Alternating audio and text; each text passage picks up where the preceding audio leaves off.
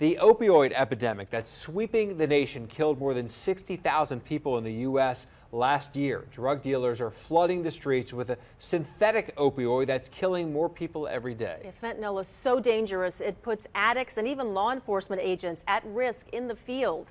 Natasha Robin has tonight's special report, Breaking Bad Habits. We have a Tyvek suit. This is a suit which has limited protection against solids and liquids and vapors. Typically we wear this for processing along with a air purifying respirator. Protective gear, oxygen tanks.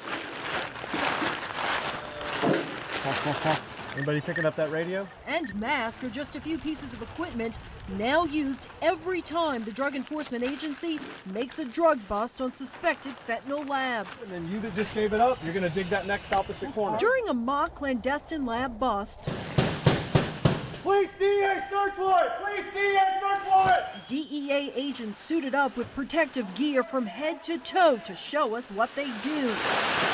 Once inside, they say they usually encounter a drug dealer. Who are you guys? Mixing ingredients together to produce fentanyl.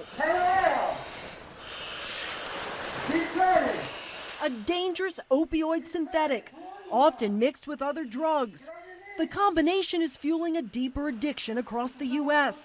and right here in New Orleans. Fentanyl has become one of the most prominent killers linked to the nation's drug epidemic. What did I do? Distributors, drug dealers, they realize that there's a very high profit margin for fentanyl. It takes a very small amount of fentanyl to be equivalent to a normal dosage unit of heroin. DEA agents say fentanyl is relatively cheap and easy to manufacture.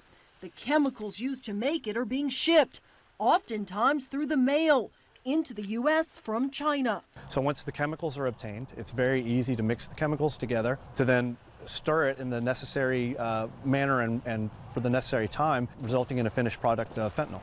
That finished product looks just like cocaine and heroin. Commonly, drug dealers are receiving fentanyl and mixing that into heroin or cocaine or amphetamines or methamphetamines and creating a multi-drug compound, resulting in a lot of overdose deaths. Fentanyl is 50 to 100 times more potent than morphine.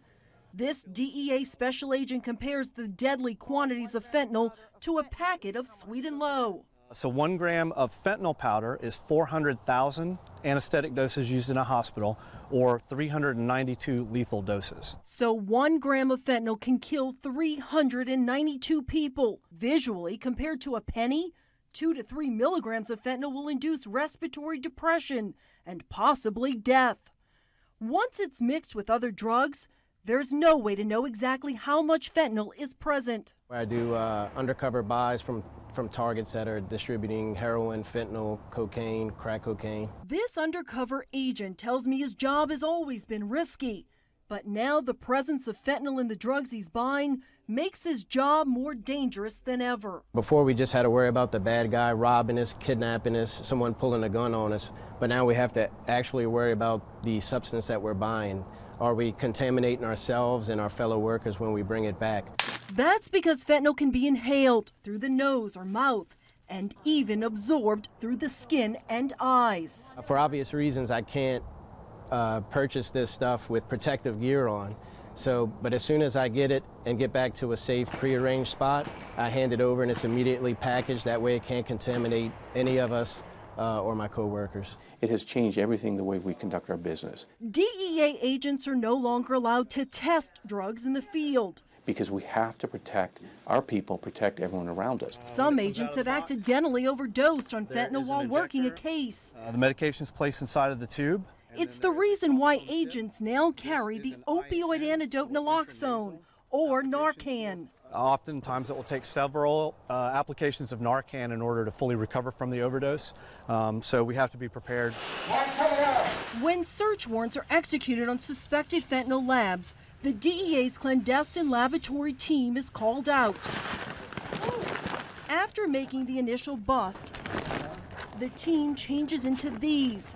They're called Grade A suits and used to assess the scene. At which time the zipper goes up, gets Velcroed in, and he has a 60-minute air supply. Since June, we have actually executed warrants on 4 different laboratories here within the local area. Oxygen levels are still good. However, we do have some flammable material. Some labs are elaborate, and the dealers are becoming creative with fentanyl. Most recently, the fentanyl investigations that we've been involved in at the end stages of the investigation were the results of a manufacturing operation whereby a drug dealer was taking fentanyl and mixing it with heroin and using pill presses to manufacture a homemade pill. He says technology has now allowed dealers to create what looks exactly like a pharmacy-grade Oxycontin pill, which brings a higher price on the street, but is actually made up of heroin and fentanyl. The undercover agent says he remembers buying what he thought was cocaine from a drug dealer. We tested it and it didn't test for cocaine or heroin, and then when we sent it off to the lab let us know that it was fentanyl. That's scary, because that dose, what you bought, could have killed somebody. Absolutely. A dose of pure fentanyl is often lethal, and drug addicts have no idea what they're using. All right, team leader, 5 agents coming out. Agents say many addicts are actually now chasing a high from the fentanyl instead of the heroin or cocaine they think they've been using. What should people really know about this stuff? I think they should be aware that that might be the last time that they'll use an illegal substance, because you don't know what's in it. Stuff that is out on the street now is highly dangerous and way worse than what it used to be. Natasha Robin, Fox 8 News. The DEA plans to take immediate action against the flow of black market fentanyl into the U.S. The agency plans to prosecute anyone who manufactures, produces, or sells the deadly drug.